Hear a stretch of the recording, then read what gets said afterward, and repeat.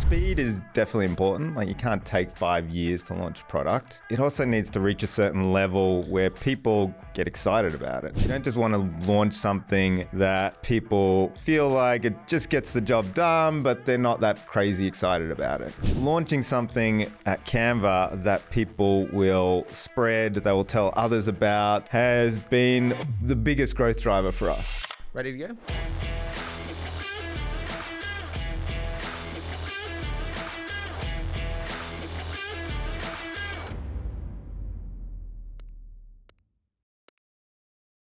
Cam, I am so excited for this. I was just chatting to Cliff beforehand and I was like, where do I take this conversation? He's like, I'm not going to do the accent because you just ridiculed me for it. I was actually going to do it before. But he said, you've got to ask him, how did he come to meet me and Mel? And he said there was a little bit of confusion on your end about why you were there as an advisor or actually a hire. Talk to me about that. Well, firstly, don't ask Cliff about content. But secondly, I got introduced to Mel and Cliff through my old boss at Google, Lars Rasmussen. So he was one of the founders of Google Maps. And I worked with him on a project called Google Wave, and we did that for like 4.5 years. I left Google to do this other startup with a couple of other engineers from Google, and we were going very happily doing that. We were in the process of fundraising, and Lars said, go talk to these people about some tech that they need. And I went and talked to them. They'd just moved to Sydney over from Perth at the time. And they had a school yearbook business. So they were running this thing in Adobe Flash. It helped schools make their yearbooks.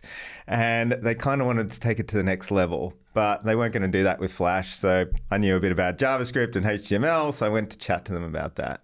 Walked into their office. Mel was sitting at their conference table trying to look very professional because they had like 5 staff at the time. And I walked in and she's like, oh, you're here for the PHP developer role. And I'm like, no, I'm here to tell you like how to actually run the tech side of your business.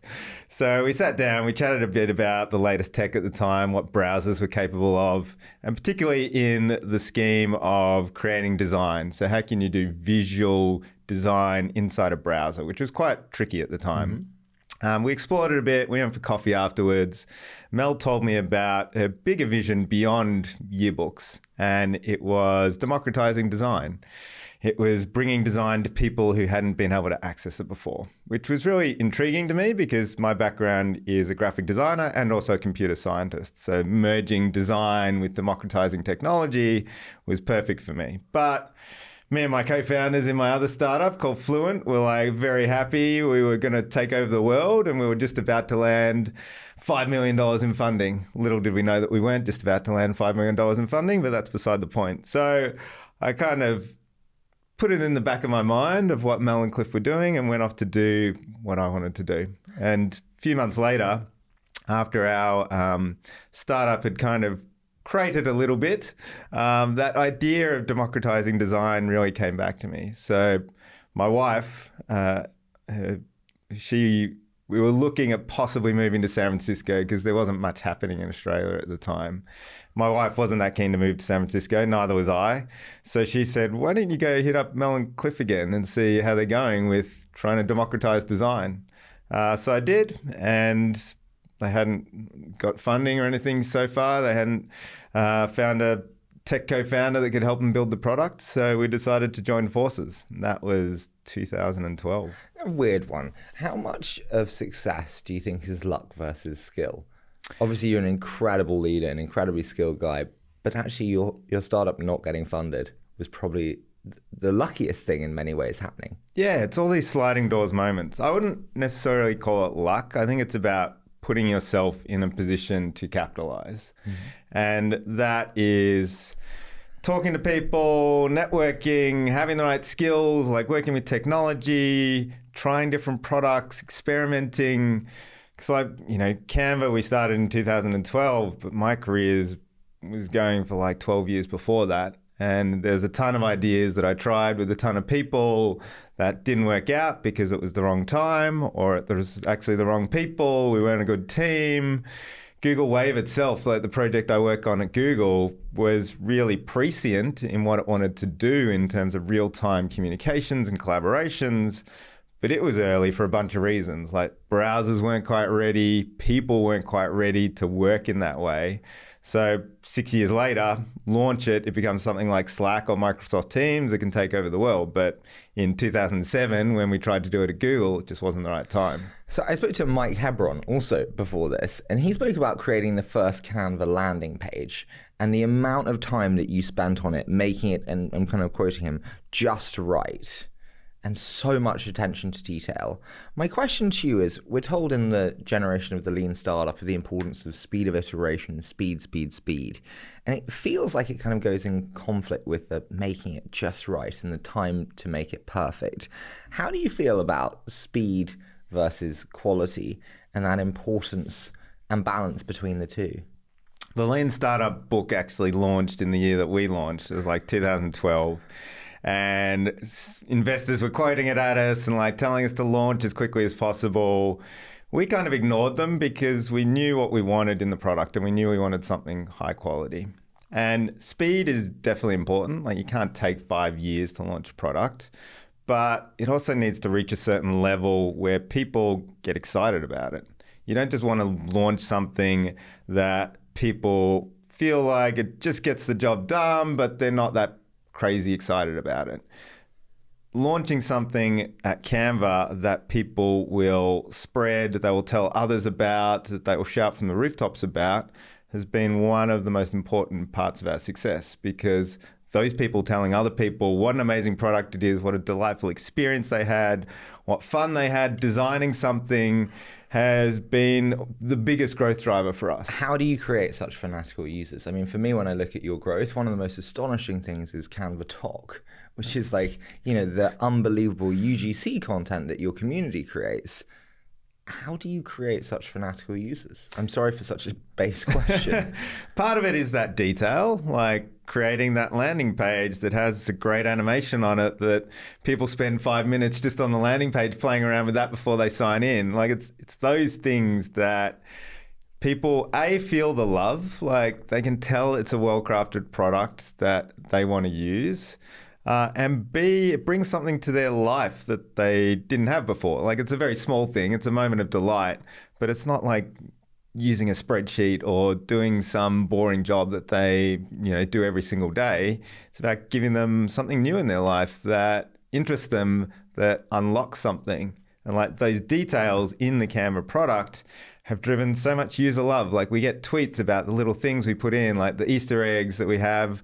We have a duck that floats by every time you upload 100 images. We've thought about all the features that you need. We've thought about the onboarding process and making that fun so that when people first come into Canva, they discover that they can actually design things. And this moment of delight when they discover that is what we want to trigger. That's like our aha moment. How important is the speed to delight moment? Does it need to be in the first user journey? Definitely needs to be in the first user journey. I don't think it has to happen in the first 30 seconds, but I think you need to give them a feel for the product right from the very get-go. If you have a crappy sign-up page that looks like it was made on MySpace in 2006, like that's setting the tone for your product. So they don't have to be immediately wowed, but you need to start giving them kind of the vibe of the product right from the very get-go, which is where those details really fit in. And then that experience should build up to that wow moment. Like they've signed in, they're giving you some details. And for us, that wow moment was when they had created something that felt unique to them, that they had put enough of themselves into. And then they realized that through this process of onboarding, they had become a designer, essentially. They had done something that they didn't think they could do before. And that was the trigger moment where they're like, wow, this product is for me and I can use this in 101 different ways. In terms of that ability to have superhuman powers of design and to democratize design, it has to be simple in some respect. And I think it's really interesting when I spoke to Andrew before, he said that you're a master of making things just simple enough. And I really am always struck with this in product, which is like, is simple always good? How do you think about just simple enough when product designing? The way that we think about the product experience is that we want anyone in the world to be able to access design and to get the benefits of it. But also, as people spend more time with your product, it needs to unfurl and unlock more stuff in it.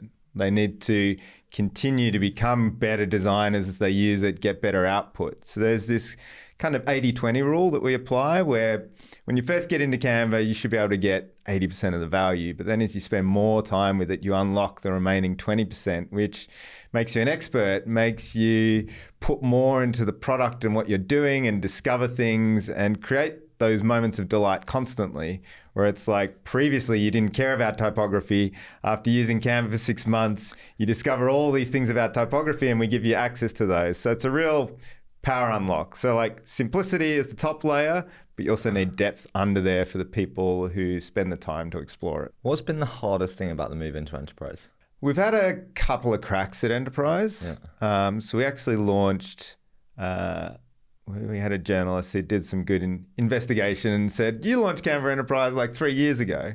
And what we launched 3 years ago wasn't really an enterprise product. It was just a way for someone to get in contact with a salesperson. So we hadn't, I don't think at that stage, really listened to the enterprise audience. We're just like, you want to scale Canva to lots and lots of people? Here's a self-service thing that you can do to like get your credit card on and get 1,000 people using Canva. It wasn't a true enterprise experience. Something that I worry about is the unbundling of this space. Like we're obviously a content team as well, and we just see so much specialization, whether it's short form video generators from YouTube links to podcast artwork, AI tools. To what extent are you concerned about the unbundling into highly specialized products that do one thing very, very well? I think we're seeing, particularly in the AI space, we're seeing a lot of hype and churn and real microservices. And you're also seeing a lot of those startups kind of fall by the wayside as well as the real, value of them comes to light, and it's not very huge. For us, we see immense value in creating a true platform that enables proper workflows. We mentioned those AI tools. One of the questions that I worry about with those AI tools is just the infinite supply of content that comes out of them. You give them a YouTube link and suddenly you get 30 clips. And they're not great quality necessarily, definitely not nearly as good as what we do, say, for example, but just human is still so much better. But there's an infinite supply that does gobble up human attention. And to your point on like being able to create 30 brand assets in a world where you used to create one, it's kind of good. But I worry that the value of content decreases as the infinite supply becomes more prominent. I don't think the value decreases. There's definitely more people creating stuff. But as you very well know, great content rises to the top. But I don't think it does. I think that's like saying build a great product and they will come. Well, yeah. But in a time when there's very few or when there's less great products, I think now discovery is everything. And actually discovering consumers finding you is the simple hardest thing. There are thousands of podcasts that are amazing, but podcast is a shit business to be in now because it's so hard unless you started years ago. I think you can argue with me, Cam. I can argue with you. You see the same thing in the music industry. Like what you hear on the radio isn't necessarily the best song in the world, but it's about discovery. It's about being a fully rounded artist. Someone who can have a personality, who offers people something unique, gives them a different take on the world, as well as creating great music. So Taylor Swift is an amazing marketing machine. She thinks about the attention she can garner, the way that she presents herself, the whole strategy of her tour, like all of that is part of Taylor Swift. It's not just Taylor Swift sitting at a desk writing a song. What was the product change that caused the biggest spike in user adoption, and what did you learn from that? Oh, that's an interesting question. I can't think of like the exact biggest spike of product adoption. What's the one that comes to mind? Text to image was quite pivotal for us. So we launched text to image about 18 months ago. We were first product to like truly scale generative images to over 100 million people. And that was really pivotal for us because it was our first dip of our toe in the water of generative AI. And that has since sparked an incredible amount of product innovation and strategy over the last 18 months.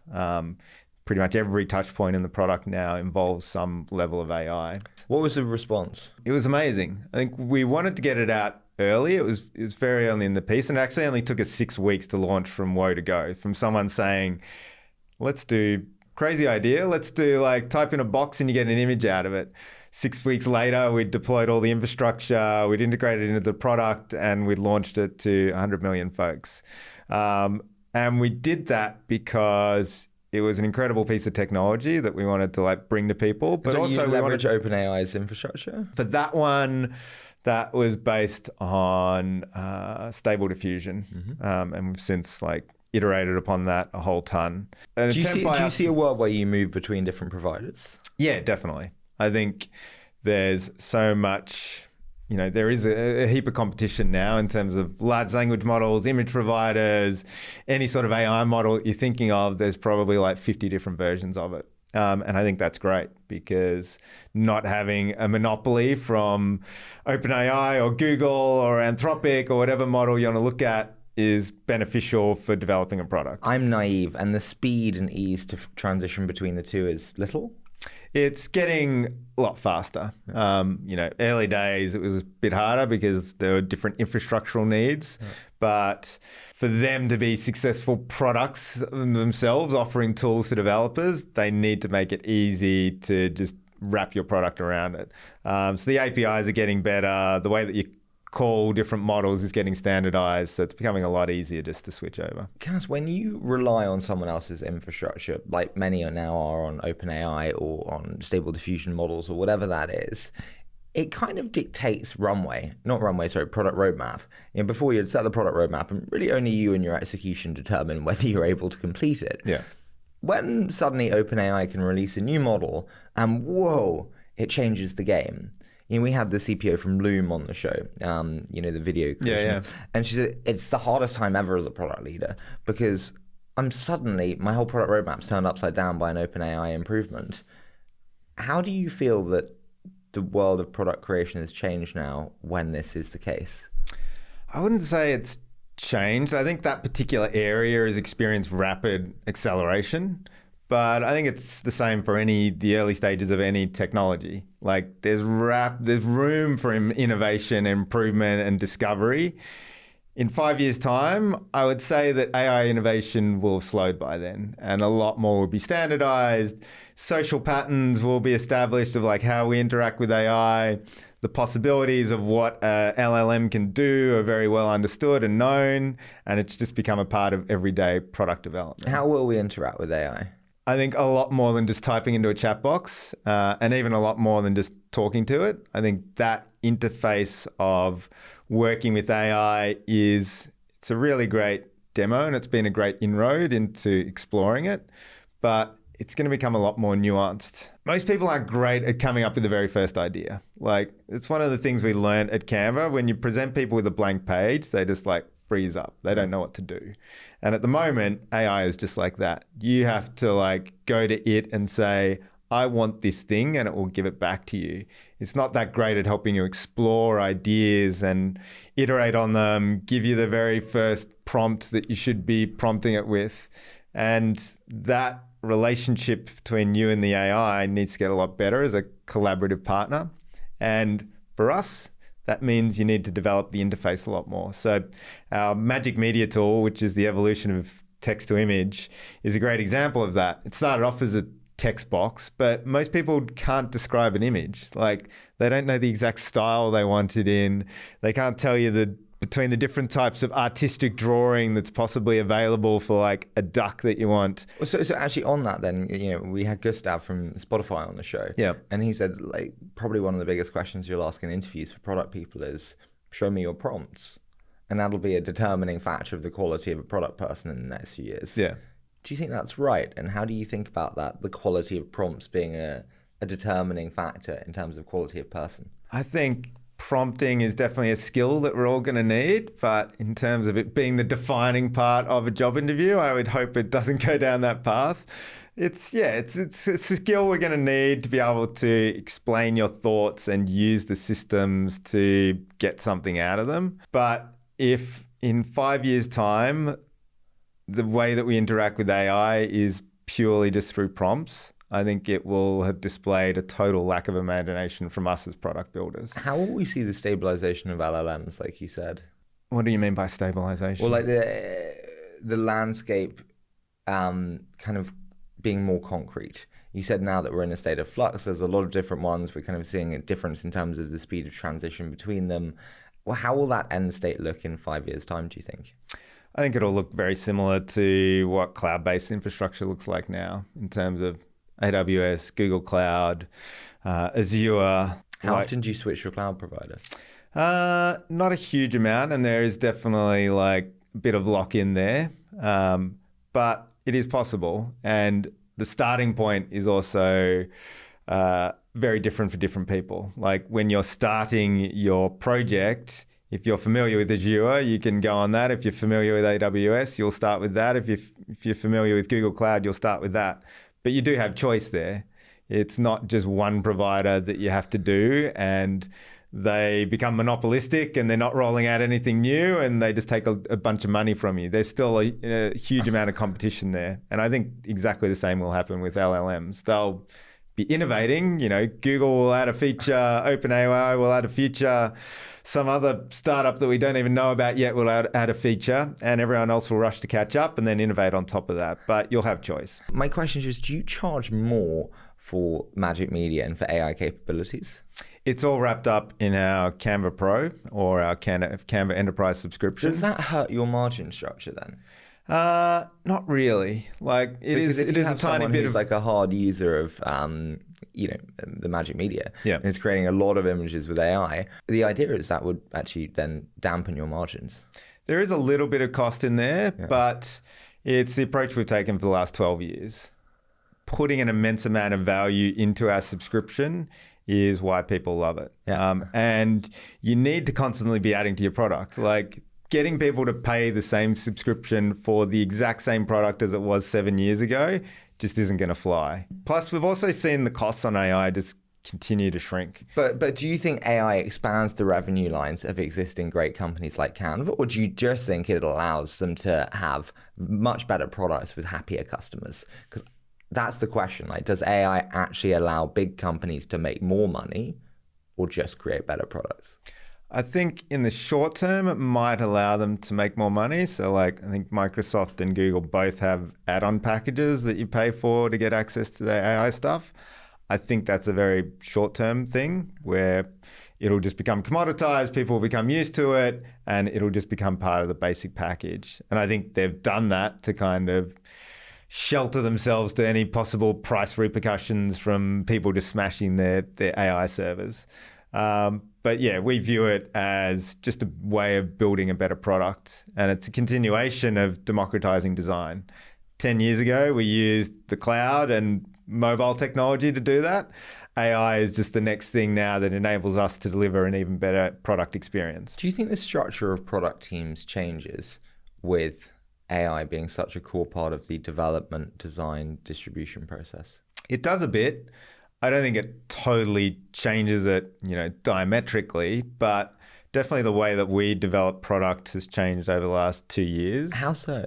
It's become a bit more kind of R&D focused in the sense that technology needs to be explored a lot more. So for the last 10 years, we've pretty much known the technology stack and what the technology is capable of, and you can look at a mock-up of something and go, yeah, we know how to build that. We can get the Java servers to do this, and JavaScript in the browser will be able to do that. So it's kind of a known quantity. Whereas now you can come up with an idea for a new feature that you want to roll out. So say you want to roll out, we just rolled out enhanced voice. So you can take a video, clean up the audio on what someone's saying, and it does it with one click. But when you initially do that, you're not quite sure whether you can pull it off because the AI model needs to be developed to do that. There's a whole bunch of smoke and mirrors that you need to do to get it to work.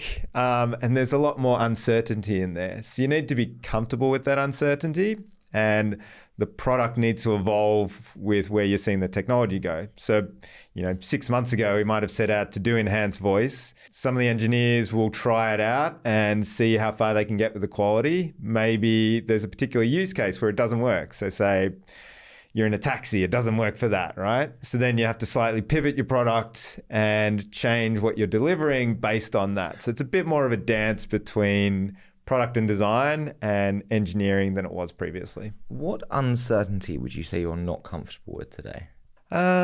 Uncertainty, I wouldn't say I'm uncomfortable with it, but uncertainty in how this helps a user. I think there's space for experimentation where you can throw a tool out there and see how people respond to it. But do you test the rollout of new features? Do you? Yeah, definitely. With respect to Australia, often people are like, fuck it, throw it to Australia first, or Sweden, or one of these, smaller countries, but is actually relatively reflective of larger countries. We do it in a bunch of different ways. We have different experimentation frameworks that we apply. Sometimes it is geographic. What's the best experimentation framework that you have? We don't use, do you mean like a technical framework or just the process of it? Yeah, the process of it and how you roll it out in those countries.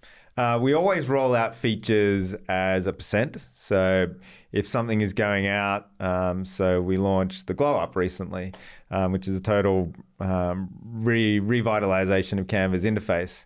We start by rolling that out to 1%, then 5%, 10%, 20%, 100%. That lets you test load on servers. It lets you do quantitative and qualitative analysis of how people are receiving it. If there's any bugs, you can quickly catch them. So that's like standard operating procedure to roll out to increasing cohorts. Depending upon the type of product feature that you're rolling out, you then might look at it, slicing it in different ways.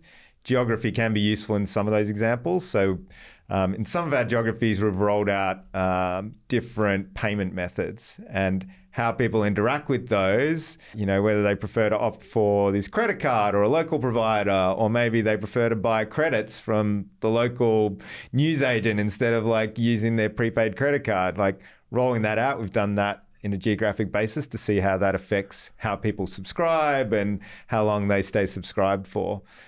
So depending upon the feature, you can like slice and dice it different ways. When you have ardent fans and you make big changes like Glow Up or like some of the big changes you've made, even if they're technically better, people always hate change, especially when they love the product that exists today. Yeah. How do you determine between a change that they will learn to love versus a change that is actually just worse, which can be the case sometimes? Yeah, there's improvements that you can roll out and you can be fairly confident they're not going to, upset anyone. So like an improvement to image quality and magic media, you just roll that out, right? Something like the Glow Up, we think a lot about change boarding. So how people perceive the change, how you present it to them, and showing them the value of it. For something like the Glow Up, we definitely don't just roll it out wholesale without telling anyone about it or explaining what's going on, because people wake up, they log into Canva expecting one thing, and if it's totally different, they freak out. Particularly if they're like about to deliver a sales presentation and they log into Canva and all the buttons have moved, like that is a moment you don't want them to have. So we think a lot about how people migrated into the change. How do you migrate them well? Is that like newsletters beforehand, like, new Canva coming soon, previews, make them feel a part of it? How do you do that migration pathway well? We do a little bit of that for very staunch advocates of Canva. So we have like little beta pools and particular industry pools, like people are super enthusiastic about Canva for teaching. And we will message that out to that very closed audience a bit earlier, just so that they can get used to it, particularly because they often need to talk about Canva to other people. More generally, we try not to signpost ahead of time because it's just a lot of noise. Like you get so much email, so much social spam, a message telling you about a change that's coming is just going to fly over your head. So we try not to do that. We try to give people choice when they first come in. So with the Glow Up, we give them a screen saying, hey, here's the Glow Up, here's all the value for it, here's how it's going to change your design experience. But we give them a skip button. Like if they don't want to take part in that change right in that moment, they can click that. And that's often really important because what people percent of people click skip? Not a huge amount. But like 10%, 50%? Oh, not 10%. I would say less than 1%. Whoa.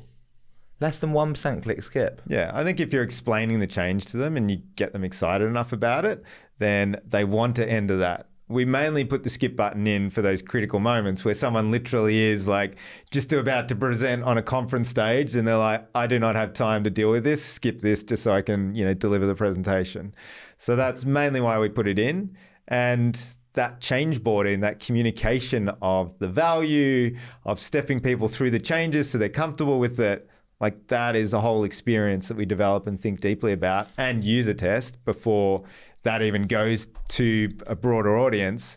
And it's a massive part of rolling out any change. What has been the biggest product fuck up that you've made and what did you learn from that? Product fuck up. I can't think of one recently. There's definitely one in our early days, which is we were getting a lot of pressure from investors to be social. Like Pinterest, Instagram had come out.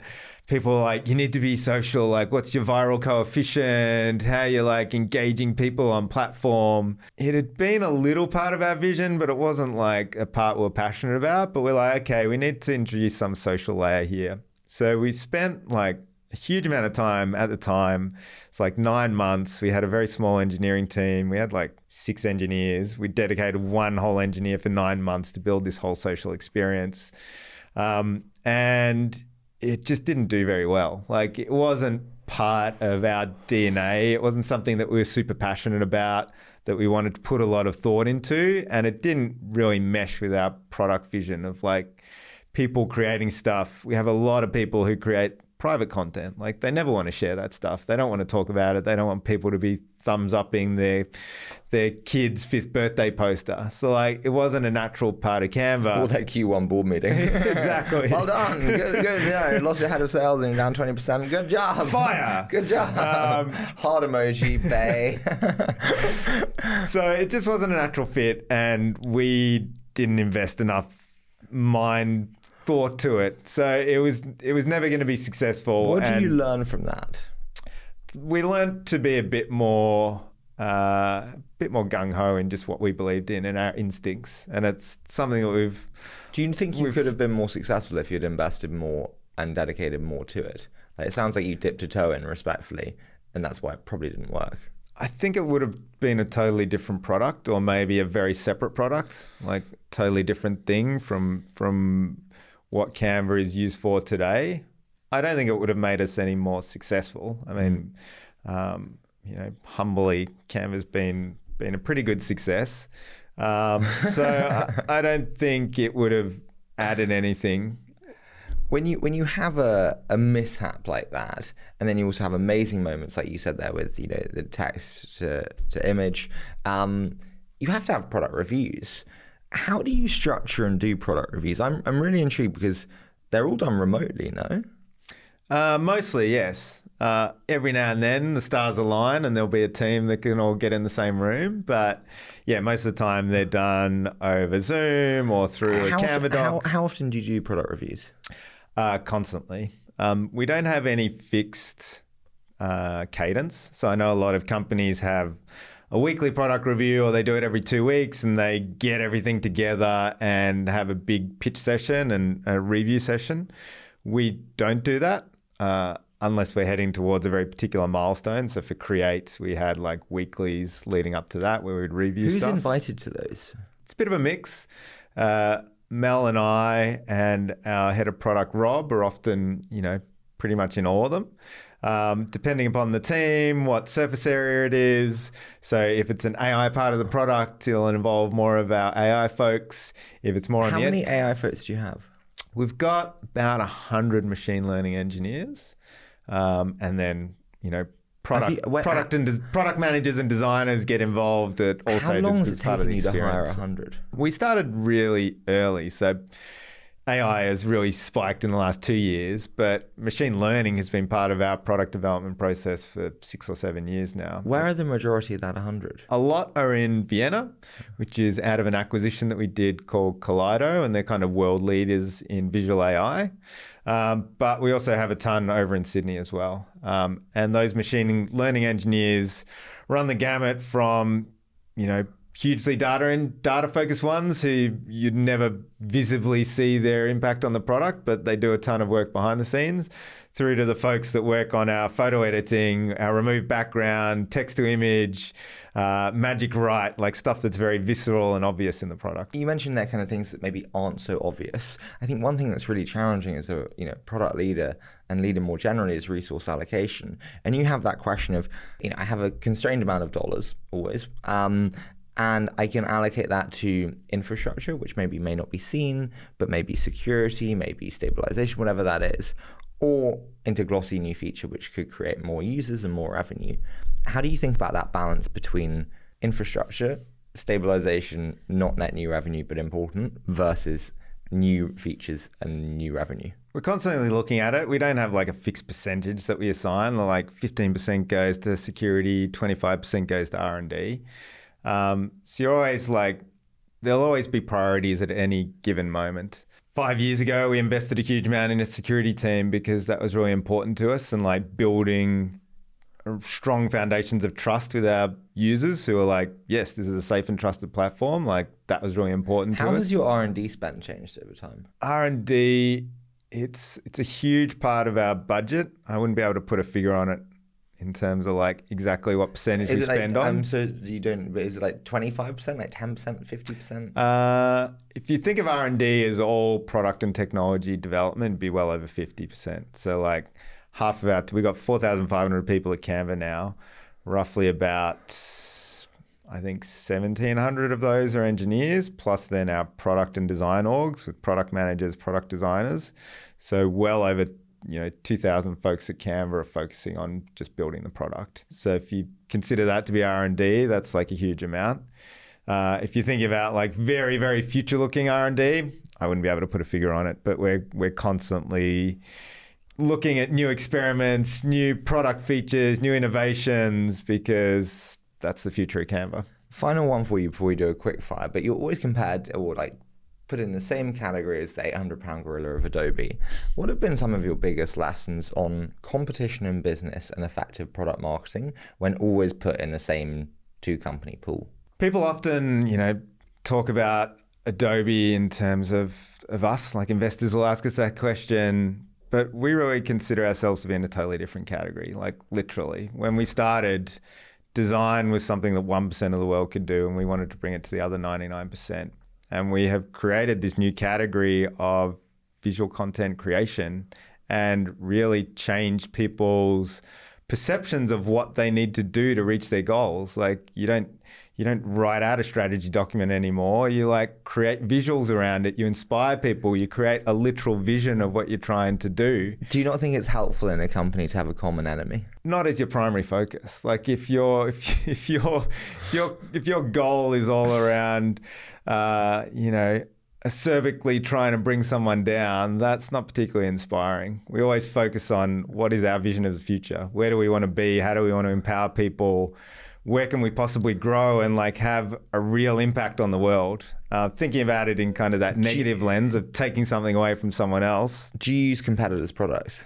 Not really. We try to be customer zero for everything that Canva does. So I'm just always intrigued whether founders should intensely test alternative products in the same market.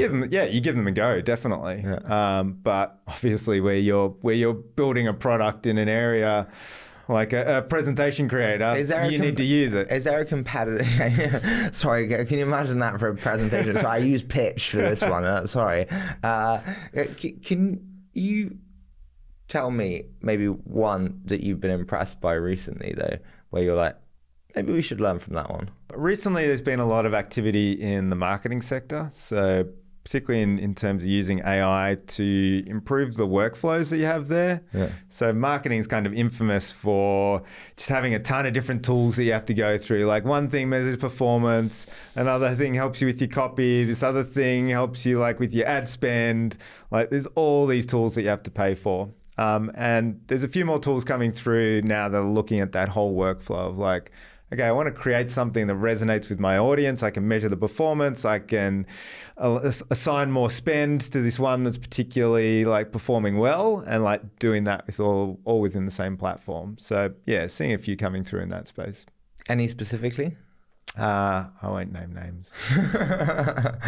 Listen, I've got to learn from Piers Morgan in some ways. It can't all be nice. I'd love to do a quick fire with you. So I say a short statement, you give me your immediate thoughts. Does that sound okay? Go for it. So what have you changed your mind on in the last 12 months? It's a lesson that I constantly learn, but be a bit crazy.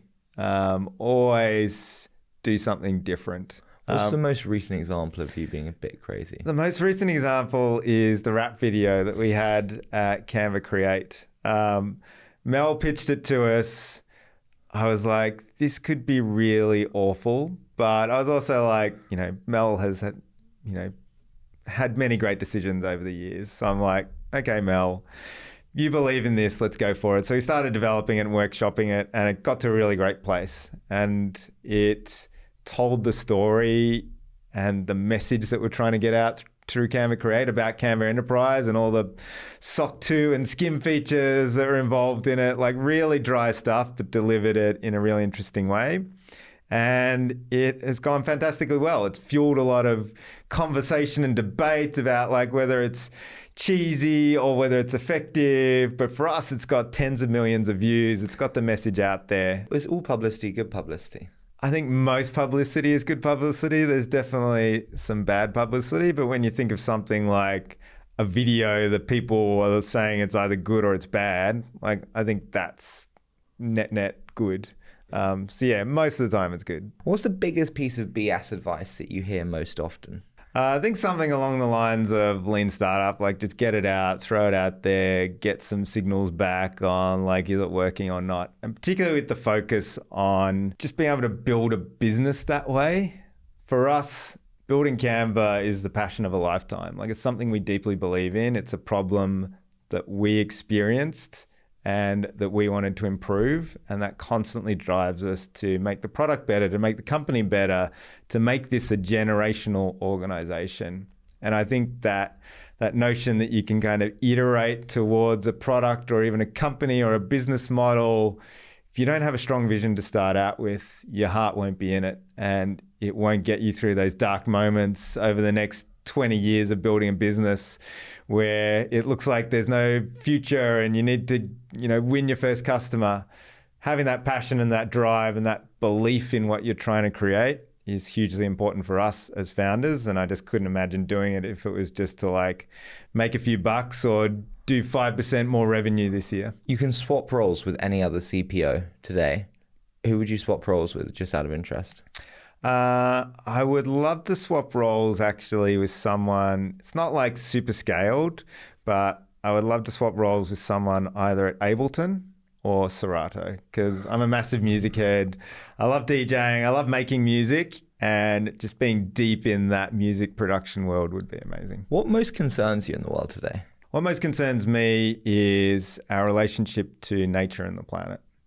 So my wife and I have started an organization called Wedgetail, and she gets to be in it full time. I just get to do it a couple of hours a week. But Wedgetail is focused on the nature crisis, which is kind of the next big thing coming after the climate crisis. And it's probably going to be even more seismic. So what is the nature crisis versus the climate crisis? Climate crisis is obviously we're pumping out a bunch of emissions, which is changing the climate on the planet. Nature crisis is our relationship to everything else on the planet. So within the biosphere, you've got forests, you've got animals, you've got our water supply, you've got the air that we breathe. All of that is really coming to a brink of crisis. And you're seeing this, climate plays a role in it. Like climate obviously changes where water flows and how rain falls and desertification on continents. But the nature crisis, I think, is our deeper relationship to the environment in which we live in. There is a world where we solve the climate crisis through a bunch of machines and we suck down all the carbon dioxide, but we've destroyed the forests. There's not enough land for us. Water isn't getting to the right places. There's no more animals exist that we depend on, from bees and insects through to, very little critters that run around the forest and do all these jobs that we're not aware of. Can I ask you, do you know Konstantin Kissin? He spoke at the Oxford, some Oxford event about climate change in particular. And he essentially said that actually the UK has 1% impact on the climate, and actually climate change, and by the kind of impact of that, kind of the organisms around us, will be impacted by India, by China, by Russia. And actually, we have deprived them of economic growth for years and years and years. And there is, millions of children dying in China alone. And Xi Jinping is not going to say, our carbon emissions and the biosphere need saving, because all he cares about is being re-elected. And economic growth is the only thing that China cares about. Do you worry that that is the case? People often talk about this, particularly in Australia, where we have even, less kind of economic impact than even the UK does. But the impact that we have in Australia through exporting coal, broader impact we have through the resources that we have is huge. And I think that the decisions we make in, much more developed countries like where we live, actually have huge ripple effects, even despite the fact that, the UK is 1% of carbon emissions. The decision that you make here in London... Do you worry about that economic ripple effect though, which is okay, I move away from fast fashion. So I move away from Zara, from Shine, from any of these companies, and I move to actually much more sustainably produced, often more local providers. There are now thousands and millions of children who will die or move into poverty because of that transition away and the loss of their livelihoods in those countries. I don't think you can say just because, Britain colonized a bunch of places 200 years ago and extracted a lot of value, we should encourage everyone else in the world to do that to get to the same level of development. We have learnt and evolved and changed and figured out better ways of doing things. And China and India should be embracing that change. They should know that if they did exactly what we did in terrible ways, it's going to make the planet even worse. They have an opportunity to do things better in a more sustainable way, not just for the planet in terms of sustainability, but also sustainability for their society, for people to benefit from it, have a great relationship with the land that they live on, with the social structures and the cities that they're creating. They have an opportunity to do it better. And the more that we can help them do that, the better we're all going to be off. So I think, you can't just repeat the patterns of the past. We need to constantly be moving forward and creating more sustainable supply chains, making sure that everyone within that supply chain gets value from it, from the farmer to the warehouse manager to the middleman who sells it into a European, chocolate maker, and just thinking about that whole thing and making sure that it's economically sustainable, we give people jobs, they can live above the poverty line, and we're not destroying nature. We can have all of it. Can I ask you one final one, which is you've done interviews before. You speak to so many people. So many people ask you for advice, for questions. What question are you never asked that you think you should be asked more? Thinking about the impact that you can have as your organization changes. So people love to drill into the founding story of Canva, the early days. What did you do to get product market fit and get your first customer? But as you grow your company, as your product becomes more successful, it changes your capabilities, what you're capable of, the impact that you can have, and the types of decisions that you can make. And I think as Canva has grown, we've seen the influence that we can have on our employees, how they do things, how to encourage them to make better decisions for the product, better decisions for our customers, better decisions for the planet. Now that we're at the size of 190 million people using Canva, and the megaphones that we have through interviews like these, thinking more deeply about the impact that you can have and your role in that as a leader. That's something that I've come to realize over the last few years, is that we can have a huge impact now through communicating with people, bringing new ideas like the nature crisis to them, and really pushing those forward. So that's something I wish people I think realizing the impact of the weight of your words is probably one of the hardest realization moments, because it normally hits you where it's oh my God, there's 10 people doing something I said as a joke. Yeah. I had this conversation with someone in Vienna last year. I barely remember it, but they messaged us recently and they said, I just totally changed my PhD now based on what you said, and I'm now focusing on finance markets and how they can segue more finance into biodiversity. So that just came from like a 2-minute conversation, which scared the hell out of me. You said, great. But yeah, it's a great outcome. Like I'm glad you listened. They're now doing more good for the world. But like, yeah, that power that you have is now incredible, and it's something I need to think about. And then your partner, you repeat things for years and she never listens. Listen, Cam, I've loved doing this. Thank you so much for putting up with my pressing questions, and you've been fantastic. Thank you, Harry. So good to be here.